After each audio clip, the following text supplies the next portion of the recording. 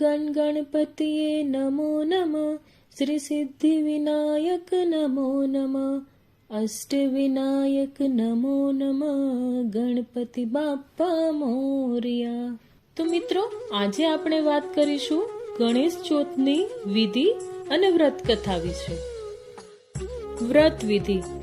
આ વ્રત ભાદરવા સુદ ચોથના દિવસે કરવામાં આવે છે. સુખ, શાંતિ, સમૃદ્ધિ અને સંતાન પ્રાપ્તિ માટે આ વ્રત થાય છે. સવારે સ્નાન કરી પંચધાતુની ગણપતિની મૂર્તિ બનાવી તેની સ્થાપના અને પૂજા કરવી. વ્રત કથા. એક દિવસ ગણપતિ મહારાજ રિદ્ધિ સિદ્ધિ સહિત આકાશ માર્ગે કૈલાસ તરફ જવા નીકળ્યા. રસ્તામાં ચંદ્રલોક આવતા ચંદ્રએ ગણપતિને જોયા. ગણપતિનું મુખ અને પેટ જોઈને ચંદ્ર ખડખડાટ હસવા લાગ્યા અને તેની મશ્કરી કરવા લાગ્યા.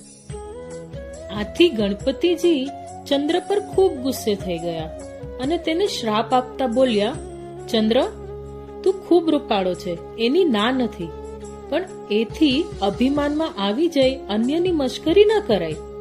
આજે તે મારી મશ્કરી કરી છે, માટે હું તને શ્રાપ આપું છું કે આજે એટલે કે ભાદરવા સુદ ચોથના દિવસે કોઈ તારી સામું નહીં જુએ અને કદાચ કોઈ ભૂલે ચૂકે જોશે તો તેના પર અણધારી આફત આવશે. આ સાંભળી ચંદ્ર ધ્રુજી ઉઠ્યા. એ બીકના માર્યા કમળમાં છુપાઈ ગયા.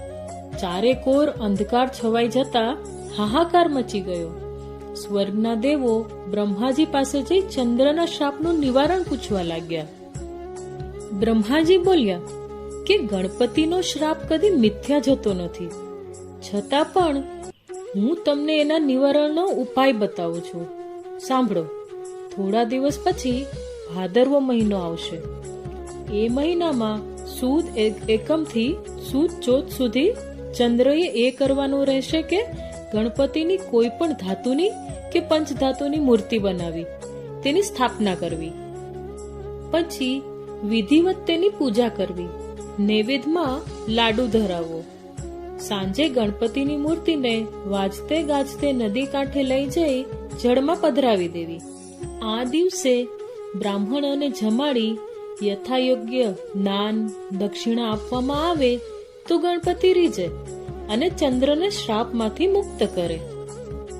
ભાદરવો મહિનો બેસતા જ ચંદ્રએ ગણપતિની સ્થાપના કરી. ગણેશ ચોથનું વ્રત કરવા માંડ્યું. ચંદ્રએ વિધિવત પૂજા કરી પ્રાર્થના કરી કે ગજાનંદ, મારાથી ભૂલમાં જે કંઈ બોલાઈ ગયું હોય તે કૃપા કરીને ભૂલી જાઓ અને ક્ષમા કરો. હવે આવી ભૂલ નહીં કરું. તમે દયાળુ છો, કૃપા કરીને મને શ્રાપમાંથી મુક્ત કરો. ગણપતિ ચંદ્રની ભક્તિથી ખુશ થયા. તેને દર્શન આપી બોલ્યા, ચંદ્ર, તું સંપૂર્ણ શ્રાપ મુક્ત નહીં થઈ શકે, છતાં પણ હું તારા વ્રતથી ખુશ થઈ શ્રાપ થોડો હળવો કરી દઉં છું. જો કોઈ પણ વ્યક્તિ ભાદરવા સુદ બીજના ચંદ્રના દર્શન કર્યા પછી ચોથના દર્શન કરશે તો તેને કોઈ સંકટ નહીં આવે, પણ ભાદરવા સુદ ચોથના એકમાત્ર દર્શન કરશે તો તેને કલંક લાગશે. વળી આ કલંકને દૂર કરવા માટે કોઈ ગણેશ ચોથનું વ્રત કરશે તો હું તેના પર પ્રસન્ન થઈ તેને સંકટમાંથી મુક્ત કરીશ. હે ગણપતિ દાદા, તમે જેવા ચંદ્રને ફળ્યા તેવા સૌને ફળજો.